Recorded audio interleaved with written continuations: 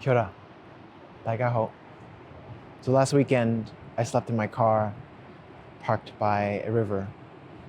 I curled up in my sleeping bag, and every layer I brought camping. The sound of water running alongside me all evening. In that silence, stillness, a story I've never shared publicly wanted to come forward. Just over 10 years ago, in the Himalayas, I nearly lost my life. 4 of us had taken a wrong turn down a mountain ravine. We were days in, food nearly gone.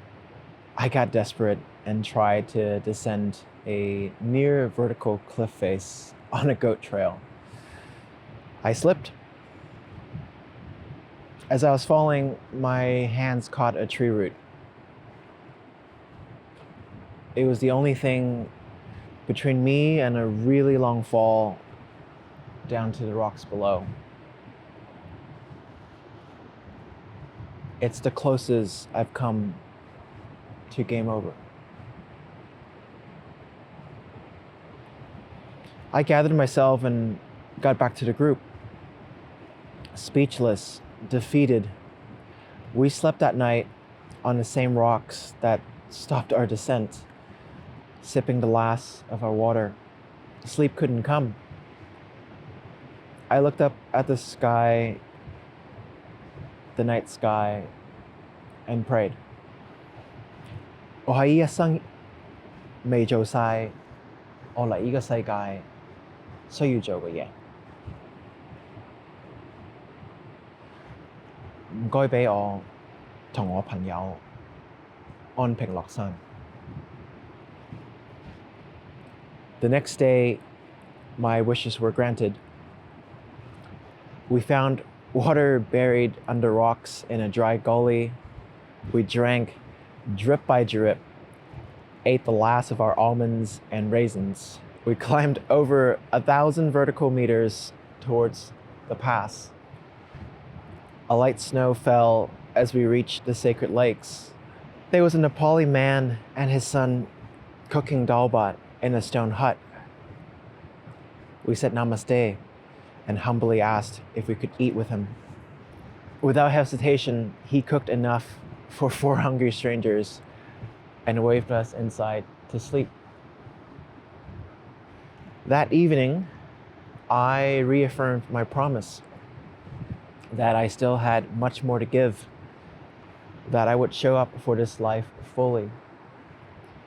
10 years later, I'm here, more ready to keep fulfilling that promise. I've been writing a newsletter for over 5 years, building a Patreon community for nearly 8. Both are closing now to make way for what's coming next. I carry that journey with deep gratitude. Over Easter, I recorded my first public film speaking a portion in Cantonese, the language I came into the world before English took over. I stumbled. I searched for words that weren't there anymore. I code switched between the gaps, the way I've done with my family since we immigrated to the US when I was 10. There is grief in that, and also a feeling of coming home. To my father's credit, for some years when we immigrated, he asked me to do workbooks to keep the language. Ha! I declined. Video games, anime, computers. Yeah, you know what I'm talking about. But here I am, giving it space, starting again. Not for anyone else, not even my parents. This is for me.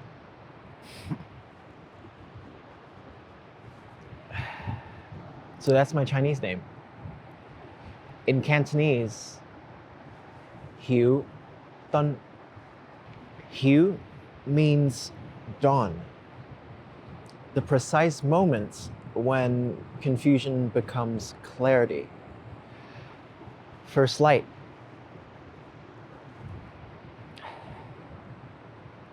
It's the instant before the world gets noisier.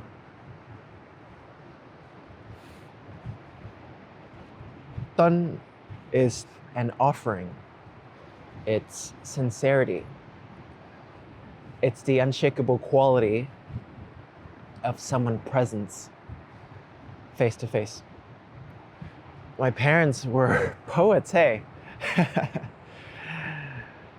In finally honoring this name for over 40 years, I'm giving it the space it has always deserved. So, letters at dawn. Letters written at thresholds, solstices, sunrise, equinoxes, matariki, lunar new year, full moon, new moon. In English, mostly, colored by Guangdonghua, and also rooted in Te Ao Māori, and of course carrying the flavors of all the places I've gotten to spend time in that have shaped me. These letters are written for myself first, to remember, to reflect, set intentions. I write them to acknowledge what wants to be released and what wants to be planted and shared with whoever finds their way here. And I imagine a closer circle for those who feel called to go deeper and help steer the ship together. The people who have been here since before this had a name. The people who trusted me, the supporters on Patreon who supported me since 2018. The founding trustees. There's a place of honor held for you. 10 years ago, that Nepali father didn't need our full story before he fed us in that desperate moment. He simply extended care to fellow human beings. That generosity and that unforgettable night will live in me forever.